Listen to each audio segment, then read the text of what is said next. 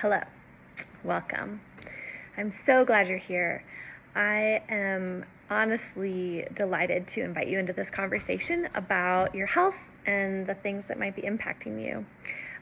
I think that it's super important just to acknowledge as we get started here at the beginning that it can be so easy to feel overwhelmed. I think, knowing who to listen to when it comes to your health can feel really difficult. So often there's so many different voices that are offering us conflicting advice and information. And I think that oftentimes we can feel totally stuck or paralyzed by that. I would guess that you've probably already tried a lot of things to help support your wellness and that you maybe haven't actually had any positive results. So I just think calling that what it is, right? I think that can feel so defeating and almost leave us disempowered, not knowing what direction to turn or what might be helpful for us or our families. And I just want to say I was totally in that same boat before I found doTERRA. And I really felt like my family had health needs that I didn't know how to support, and I didn't like any of the options that were being offered to me. So I'm so grateful now that I do have doTERRA, and I just really want to invite you into a conversation around possibly shifting that for yourself or for your family, that you can feel empowered and supported to make decisions for your wellness that are actually effective and that you actually feel good about.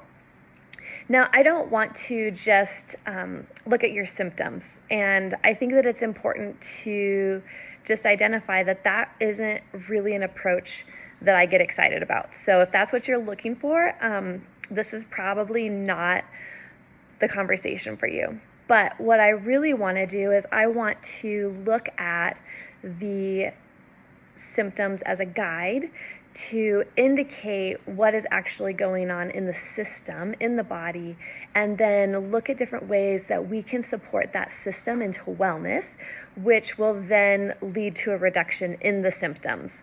So I really love looking at health and wellness in this way, and what we observe is that oftentimes when we do look at supporting the system rather than just managing symptoms, we really do help our bodies move towards a more stable place of wellness that continues to increase and improve, rather than feeling like we're just continually managing different things that come up. And it's like, I have this symptom, I manage it, then I have this side effect that I also have to manage, and things become very overwhelming.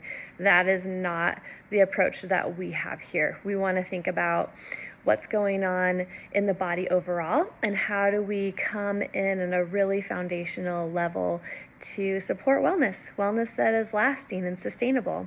And I want you to feel empowered, that you can take authority over your own wellness journey and not necessarily be left depending on someone else all the time to give you the guidance or the information that you need, but that you can have the tools to be confident in making those decisions for yourself. All right, so let's look at just a little roadmap for our conversation today. I want to look at just like those basic building blocks of health, like what are the foundational things that we look at in supporting those systems. And then I hope you don't mind, we're going to have a little science lesson about cells and cofactors. Next, I want to talk about some research on vitamin deficiency in our country.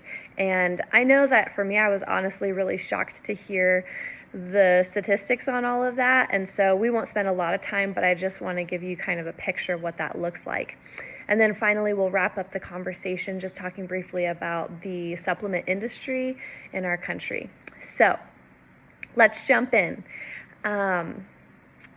Thank you for being here, really. And we're going to look at one of the most important things with our wellness. So again, we're coming back to those building blocks of wellness. And some people call this the wellness pyramid. Other people just call it building blocks of wellness. But you can imagine in your mind something that looks like a pyramid. So at the bottom of that pyramid is nutrition and digestion. So these are the solid foundation that everything is built upon. And when they're lacking, everything else becomes less stable and functions less well. Next is movement and metabolism. So this is like your exercise, whether you like to go for a walk or a jog or yoga or whatever the things are that work for your body. We like to think about that movement as being an important part of our health. And then also supporting a healthy metabolism, which includes like blood sugars and things like that. These are all really major parts of our body maintaining overall wellness.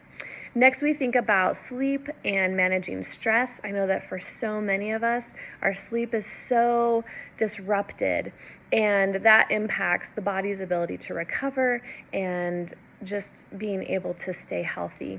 And then next we're thinking about toxicity. So reducing toxicity, reducing our exposure to toxicity if there's things that we can control in our homes or in our environments. We live in a really toxic world, and I just think it's important to acknowledge that toxicity is a significant part of health concerns. And so we really want to be intentional to think about what are we doing to both reduce exposure and also increase the body's ability to eliminate those toxins. So this is where we have a shift in our pyramid. We're getting near the top. We only have 2 more categories. And this is the shift from supporting wellness into more targeted actual healthcare interventions. So this is maybe when we have some symptoms and we want to address those symptoms. And so first, if possible, we like to have informed self-care. That might be in the form of essential oils or other natural interventions, but there are things that we can do that help to support our health and our wellness if we notice that there's something that isn't functioning in the way that we would hope that it would. And then finally, at the very top of the pyramid and forming the smallest section is proactive medical care. So this is where you go and see the doctor and you invite whatever interventions are needed to help your body to be well. So again, this pyramid, this paradigm of wellness, it allows us to think about supporting our systems, and nutrition is the foundational piece of that. Now, I want us to just acknowledge, before we shift gears here, that nutrition is a lot more difficult to support in our bodies than it used to be, right? Because we all know, we've heard the statistics around like an apple today is totally different from an apple 100 years ago. We know that our soils are depleted and that the vitamins and minerals that we are able to get from our food are just reduced from what they used to be in the past. And so that makes this an even more important conversation, because we're recognizing that there's a need that isn't necessarily being met just by the food that we eat day to day. All right, so now we get to talk about some science. So put on your science hats. We won't spend too much time on this, but I think it's really important for us just to acknowledge that the health of the organism, aka our bodies, starts at the cellular level. So here we go, jumping into some science. All matter is made of atoms. Atoms make up molecules. Molecules make up cells. Now, cells make up the tissues, and tissues make up the organs. Organs are what make up our systems, and that's what we want to support, right? The systems are what make up the human body. And so we just have to acknowledge that cells are the foundation of our health. Now, cells require something to be healthy, and science calls these cofactors, but really they're just vitamins and minerals, right? And we all know that there's different vitamins and minerals that our cells need so that they can function properly. And if we don't have these, we're going to have dysfunction, we're going to have disease, we're going to have negative symptoms, things that start to get in the way of you living that healthy life that you want. Now, I'm just going to give you a really brief example of kind of what this looks like, okay? So iron is a mineral, and without iron, our cells can't make hemoglobin. Now, we need hemoglobin to help our red blood cells to carry oxygen to every tissue in the body. So iron is the cofactor, and that's what helps our red blood cells to do their job. Now, When we don't have enough iron, then we don't get enough oxygen to our cells, and then we start to have all sorts of different possible symptoms like fatigue or headaches, anxious feelings. There's a long list of things that can come from inadequate oxygen to our cells. And all of that goes back to that cofactor of iron. Isn't that interesting? It's like so simple, so basic, and yet has so many different implications in the wellness of the body. Now, the good news is that our bodies really are made to function well. And so when they have the vitamins and the minerals that they need, our cells function in the ways that they were created to function, and we feel well. But unfortunately, many of us are significantly deficient in many of the cofactors that we need. And so our bodies aren't able to function in the way that they were created to function.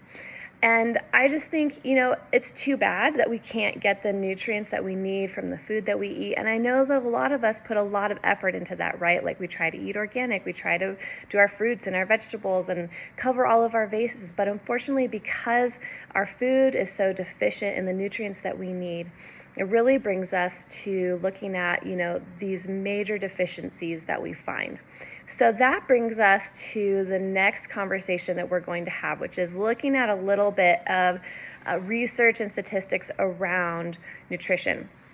Now, according to the Environmental Working Group, most Americans fall far below the EAR, which is the estimated average recommended levels for key nutrients. All right, I want to read you some numbers here. So, did you know 95% of US adults are deficient in vitamin D? Did you hear the number? 95%. 94% are deficient in vitamin E, and 61 are deficient in magnesium. Again, these are those cofactors that our cells need to be able to perform their functions properly. And if they don't have those cofactors, they're not able to perform what they were created to perform.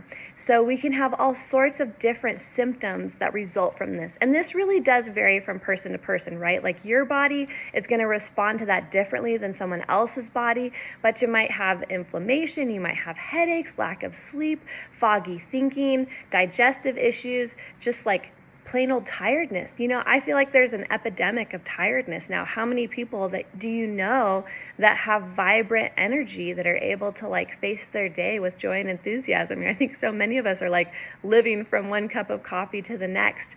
And I think that's really why smart supplementation is so important.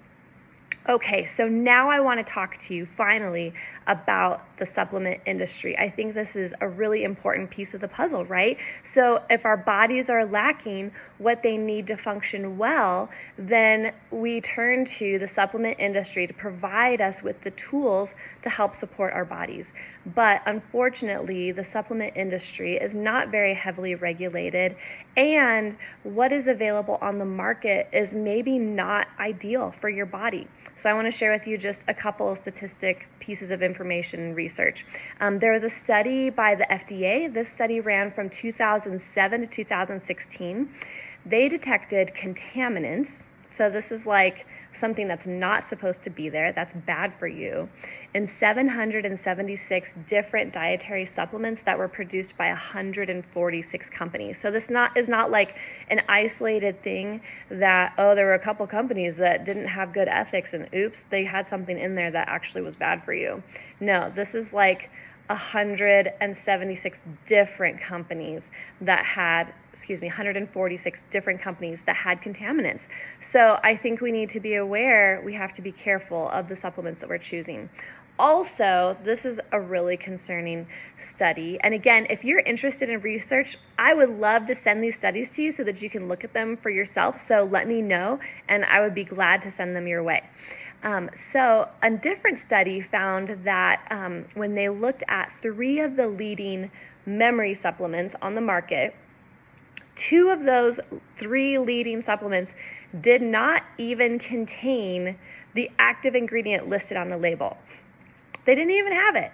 And so you're spending all of this money, you're purchasing this thing that you think is providing the vitamin and minerals that help your cells to function, and you're not even getting the thing that you think you're buying. So, because the supplement industry is not heavily regulated, there can be a lot of fillers, a lot of possible contaminants, and they may not even have the active ingredient. So, this is the foundation for our conversation, and I don't want to leave you hanging, but this is where we're going to wrap up this video, and then I'm going to shift gears in our next video, and I'm going to share with you some of the solutions that I would like to offer to you to all these different concerns. So again, thank you so much for your time and for being here. And I'm super excited to start looking at, okay, what are the things that we can do then that move us towards the goal of that real foundational solid wellness?